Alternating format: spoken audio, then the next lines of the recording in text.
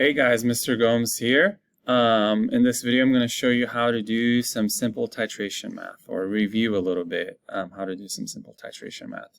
So let's say, for example, I have 34.56 milliliters of 0.100 molar sodium hydroxide, and I have 12.50 milliliters of an unknown molarity, hydrochloric solution of unknown molarity.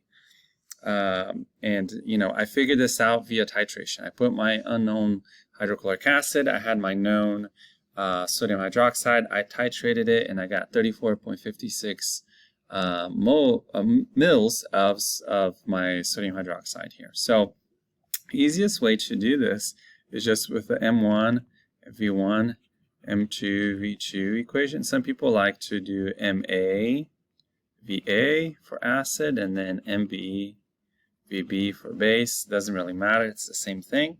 So I'm going to do my acid. I don't know my molarity. For this equation, I can keep my volume in mils as long as it's the same on both sides. I have milliliters for both sides. And then I have 0.1 times 34.56.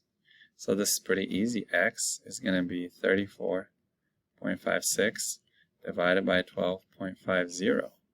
So when I do that math, I get, and actually, this should be 0.1. I forgot to put that there. That came from here. So now when I do that math, I get 0.276 molar. Okay, and I round it to 3 sig figs because my least number here has 3 sig figs. So my hydrochloric acid here was 0.276 molar. Okay, now say if it's not hydrochloric acid, say it's a polyprotic acid, an acid that releases many hydrogen ions like this. So this releases 3 hydrogen ions. I would put a 3 in front of the acid side. Well, what if it was, a base that I'm going to just, this B here can mean any base. What if it was a base that released 2, hydroxide ions? Well, then I would put a 2 right there. Okay, and then I would follow the same equation. I would just have an extra number there, or in both places. Okay, that's it. That's all we got to do.